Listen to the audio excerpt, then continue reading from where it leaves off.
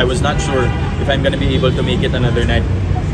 Pero yun nga, God willing, nagkaroon ako ulit ng chance tonight to say my piece about how Miss Jacqueline Jose affected my life. Kailan kayo huling nagkita? Medyo matagal na. Last time we saw each other, I can't even recall po eh. Kailan ma? Huling pagkikita. Pero hindi umalis kasi siya agad nun eh. Pero I invited her po sa premiere night ng Family of Two. And she texted me, she was very happy with my performance. And nakakatawa nga, sabi niya, wag mong kakalimutan anak, ako pa rin yung original. That was her last text message. That was the last. Ano yung tatak Jacqueline na nandyan sa puso mo? Ano yung maaalala mo sa kanya palagi? Moreover, being a mentor when it comes to the craft, yung deal with things na hindi niya ginagawang big deal. That's how I remember her, and that's one of the things I've learned from her. Take it always with a grain of salt. Tinuruan niya ako magpasensya, magtrabaho ng maging hard worker. And isa po siya sa mga rason kung bakit ko pinagbutihan ang pag-arte ko sa industriya. Welcome back, mga kaaldab. Ito na naman po ang inyong lingkod, si Mr. Destiny. At syempre magbibigay po tayo ng pinakamainit na update po ngayon sa social media. Siguro naman po napanood nyo na nga po yung mga bali-balita ngayon. Sabi ko nga po sa inyo dito po sa channel ni Mr. Destiny, lahat po ng mga gusto nyo pong mapanood, mapakinggan, relax lang po kayo. Di po ba? Sa dami ng mga issue na ibinabato ngayon sa Instagram, sa Twitter, sa Facebook, talaga naman pong mapapaisip po kayo. Ngayon kasi mga kaaldab kung bakit ko ito binabalita. Siyempre trending si Alden. Siyempre viral si Alden. Normal lang po na kung sino-sino po yung mga taong gagamitin si Alden para pansariling interes. Di po ba? Gaya nga na sinabi ko sa inyo bukas sa Makalawa, ramdam ko na po na magkakaroon na naman ng malaking pasakit para sa Aldab Nation. Di po ba? Nalulungkot po ako kapag ka ganon. Although sinasabi sa akin ng mga mamis, mga titas, mga senyor, huwag kang mag-alala Mr. Destiny, hindi naman kami nagpapa-apekto, hindi naman kami naniniwala sa mga sinasabi ng iba. Kumbaga, alam naman namin na si Alden sikat na sikat, alam naman namin si Alden pinag-uusapan, kaya hindi na kami gaano pang naniniwala. Sa totoo lang po, oo, aminado po ako na marami mga mamis na ganyan po yung pananaw. Pero hindi nyo po may kakaila na marami pong mga lolas, titas na senyor ang nagtatampo. Yung tipong may pusong mamon, di po ba? Na ano ba yan?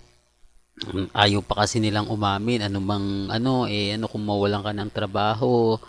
Kumbaga Alden, may kumpanya ka naman, sinusuportahan ka naman. Hindi po kasi ganun yung kadali. For the record lang po.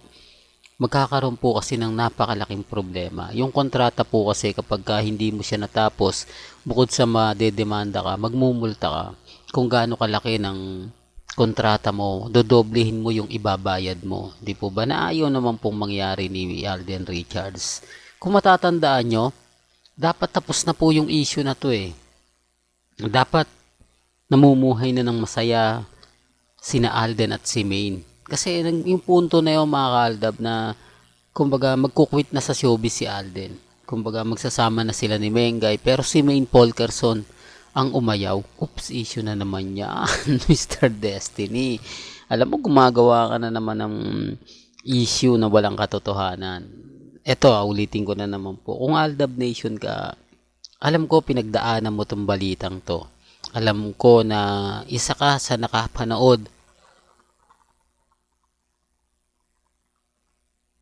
Isa ka sa karinig sa mga vlogger ng Aldab na ibinalita pa yan. Kasi pumutok to eh.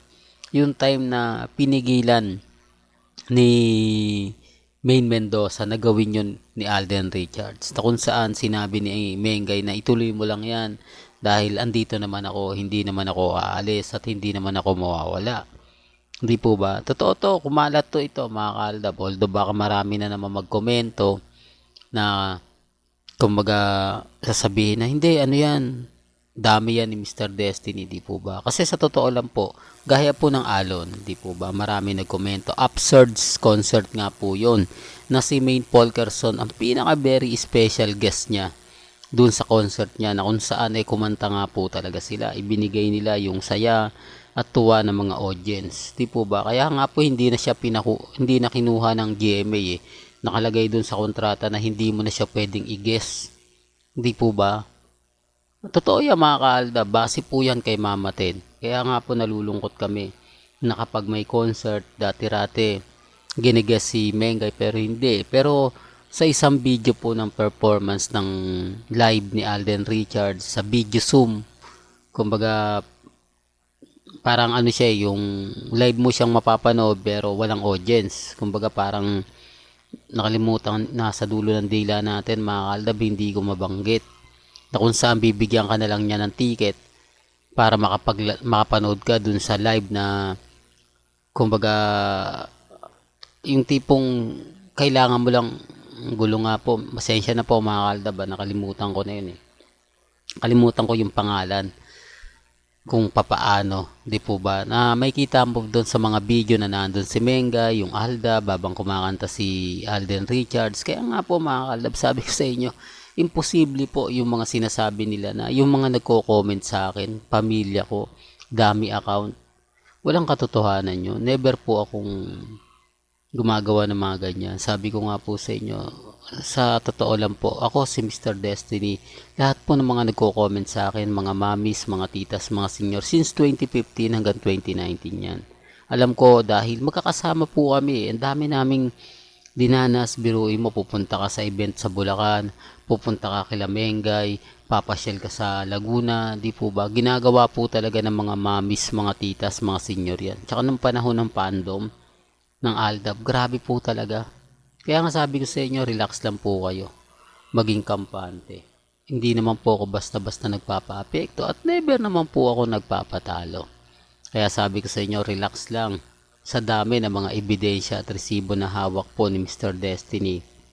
Sa ngayon, mga ka-Aldab, nagmamatsyag tayo sa mangyayari nga pong interview na naman. O sabihin natin, nagagamitin na naman ni Ogie Diaz si Alden Richards. Normal lang po yan sa atin, pero po dun sa mga mamis na matampuhin, sa mga mamis na nasasaktan kapag nakakarinig sila ng hindi maganda at hindi kaaya-aya na galing po mismo sa bibig ni Alden Richards, nagtatampo sila. Kaya nga po nandito ako para pakalmahin, para sabihin na wag po kayong basta-basta maniniwala. Kasi ano lang yan kumbaga part lang ng showbiz yan. Well, hanggang dito na lang po ang ating latest updates. Kaya kung gusto nyo pa po ng pinaka-latest at sariwang update, abay tumutok lang po kayo dito po sa channel ni Mr. Destiny para updated po kayo sa mga latest at sa mga bagong video po na ilalabas po natin maya-maya lang. Hanggang sa muli, salamat po sa panonood at pakikinig.